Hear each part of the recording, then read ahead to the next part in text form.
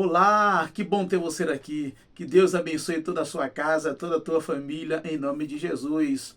A dica do livro. Antes de falar sobre este livro do Felipe Amorim, eu vou pedir carinhosamente para você se inscrever em nosso canal, ative o sininho das notificações, faça o seu comentário a respeito do livro, compartilhe com seus amigos, em nome de Jesus, nos ajude. Meu querido Felipe Amorim, Cosmovisão Cristã. Como pensar as principais questões da vida. Este é o livro do Felipe Amorim, da editora Thomas Nelson. É um livro com 16 capítulos e em cada capítulo ele vai trazer um tema e fazer algumas abordagens a respeito do tema. No capítulo 1, ele abre também na introdução, já seguindo no capítulo 1, ele fala sobre cosmovisão. No segundo capítulo, ele fala sobre a cultura. No terceiro capítulo, ele fala sobre a cybercultura. No quarto capítulo, ele fala sobre a fé. No quinto capítulo, ele fala sobre a liberdade. No sexto capítulo, ele fala sobre a amizade. No sétimo capítulo, ele fala sobre graça e lei. No oitavo capítulo, ele fala sobre criação. No nono capítulo, ele fala sobre a sexualidade humana. No 10º capítulo, ele fala sobre morte. No 11º capítulo, ele fala sobre o casamento. No 12º capítulo, ele fala sobre paternidade. No 13º capítulo, ele fala sobre o cuidado da natureza. No 14º capítulo, ele fala sobre sofrimento. No 15º capítulo, ele fala sobre hábitos. E no 16º, ele fala sobre a volta de Jesus. E eu já pergunto para você, você sabe o que é cosmovisão? A palavra cosmovisão vem da junção de duas palavras. Existe a palavra cosmo, que é uma palavra grega que significa universo, mundo, e visão. Então, uma cosmovisão, a cosmovisão significa visão de mundo. Qual a sua visão de mundo em relação em temas importantes da nossa vida? Ele fala que a cosmovisão, ela direciona a nossa maneira de ser no mundo. Não existe nenhuma pessoa que vai viver sem ser direcionado a partir de uma cosmovisão. Às vezes a pessoa, ela cria a sua própria cosmovisão e às vezes ela vai seguir a cosmovisão de outra pessoa, de um grupo e assim por diante. E quando ele fala sobre a cosmovisão, aqui seguindo falando sobre a cosmovisão, eu separei alguns trechos que eu achei legal aqui para nós falarmos um pouco aqui. Algumas vezes, as coisas mais importantes da vida são imperceptíveis ao olho humano. Uma delas, talvez, a mais fundamental para a existência dos seres humanos, é o conceito de cosmovisão. Ele trata a cosmovisão como a base de uma casa.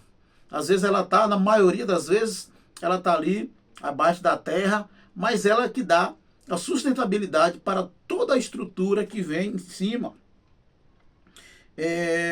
Uma coisa que ele fala nessa questão, ele usa o exemplo do Titanic. Ele fala que aquilo que causou o naufrágio do Titanic foi a ponta de um iceberg que estava fora do alcance da visão. Enquanto eles viram um iceberg que estava em cima das águas, existia uma parte que estava por baixo, e esta parte que veio e furou o casco do Titanic, e todos nós sabemos, né, o final trágico aí dessa história real. Sendo assim, quem não tem uma cosmovisão pode ocorrer o risco de viver a vida no automático, ou ser uma manobra de manipulação de certos grupos. A cosmovisão ainda situa-se em um nível mais profundo do que a cultura. Ou seja, ela está na parte, segundo ele, e às vezes escondida, e ela fica, né, de forma imperceptível aos olhos. Mas o estrago que essa cosmovisão, às vezes uma cosmovisão errônea, ela pode trazer sérias consequências na vida de alguém. Mas aqui, como disse, né, a cosmovisão, ela não está separada da cultura, mas ela está uma parte mais profunda da cultura. A parte visível de uma casa são as paredes, suas janelas e portas, mas nada estaria de pé se não fosse o alicerce dessa casa. Do mesmo modo, a cosmovisão, ela é o alicerce da nossa vida. E você, como cristão, você precisa ter uma cosmovisão cristã a partir da luz das Escrituras, que é a palavra de Deus. A cosmovisão cristã, segundo ele aqui, ela vai a partir de alguns tripés. A primeira coluna é a coluna da criação, onde ele vai abordar o Senhor criando os céus e terra a partir dos relatos de Gênesis. Depois, a queda, a cosmovisão da queda, da redenção em Cristo, que é a terceira coluna. Olha só, contudo, a Bíblia, ela apresenta uma vida cristã integral, indivisível. Na visão bíblica da vida, de todos os momentos são sagrados, porque o que torna um momento sagrado é a presença de Deus. Ele está em todos os momentos como um cristão. Na cosmovisão cristã, o trabalho, o esporte, o namoro, o entretenimento e todas as outras facetas da vida deveriam ser encaradas como um tempo sagrado, pois Deus está conosco. Aí eu lembro daquilo que Paulo fala em 1 Coríntios, capítulo 10, versículo de número 31. Quer comais, quer bebais, queres fazer qualquer outra coisa, fazer tudo para a glória de Deus. Se a cosmovisão cristã é aquela que nós escolhemos para a base da nossa vida, então ela precisa estar presente em todos os momentos da nossa vida, em toda a nossa existência. E aqui mora o compromisso que temos de fazer. Ninguém é obrigado a entregar a vida a Cristo, ele detalha aqui. Mas se você decidiu ser um cristão, se submeta a cada centímetro da sua vida ao senhorio de Cristo. Então essa deve ser a cosmovisão de alguém que tem Jesus como o Senhor da sua vida, como o seu eterno Salvador e Redentor. No capítulo 2, aqui, ele fala sobre como pensar, ter uma visão, ter uma cosmovisão cristã em um mundo que a todo tempo o homem está produzindo cultura. O que é que vai nos orientar, irmãos, para que nós não caiamos aí no laço da cultura ruim, né? Nós sabemos que depois que o homem pecou ali no Jardim do Éden, e o homem começou a produzir a cultura sobre a terra, nós sabemos que dificilmente nós iremos encontrar algo que não esteja um pouco corrompido por causa do pecado. O que é cultura? Então a cultura é tudo aquilo que o homem produz. O som é criação, a música ela é cultura. A areia é criação, o tijolo é cultura, o algodão é criação, a roupa é cultura. Uma consequência direta nesse entendimento é que não conseguimos fugir da cultura. Ninguém consegue viver no mundo sem cultura. Ninguém pode viver a partir da cultura, longe da cultura, porque ela está em todos os lugares. Cada ser humano produz cultura. A igreja produz cultura. As instituições produzem cultura. A família produz cultura.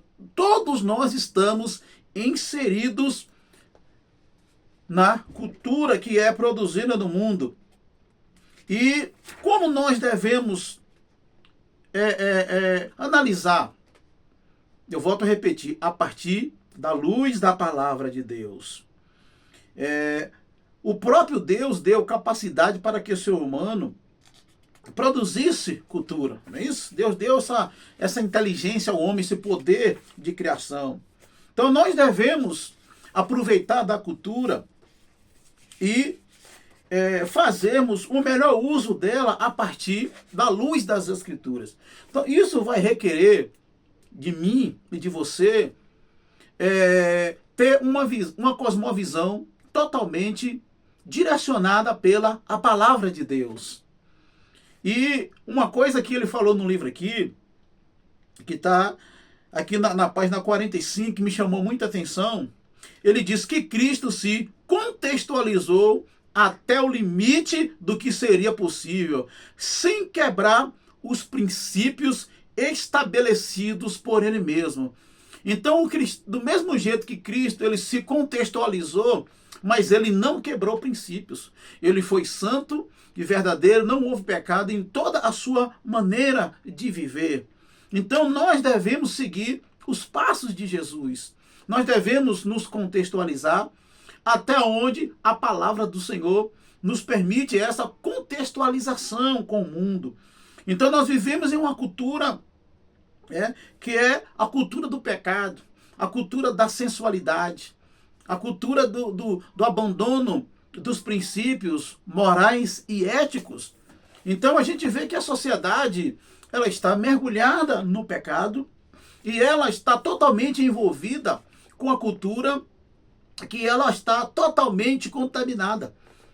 Então nós devemos ter esse senso crítico, nós devemos ter essa cosmovisão a partir da luz da palavra do Senhor, para que nós não caiamos no engano do mundo, aquilo que Paulo fala, né? Segundo os rudimentos do mundo e não segundo a Cristo. Então temos que ter uma visão formada, temos que ter uma visão baseada através dos princípios da palavra do Senhor. Então eu vou deixar essa recomendação aí da dica do livro. Obviamente que é um livro com quase 287 páginas. Num vídeo curto fica difícil nós abordarmos toda a riqueza que há neste livro. Mas é um ótimo livro. Você que quer aprender um pouco sobre cosmovisão cristã, como pensar as principais questões da vida à luz das Escrituras. Então Cristo, ele se contextualizou. Essa é a frase que mais me marcou neste livro. Cristo se contextualizou até onde foi necessário, sem contudo ter rompido com os princípios estabelecidos por ele mesmo. Que Deus abençoe a tua casa, a tua família, em nome de Jesus. Deus abençoe.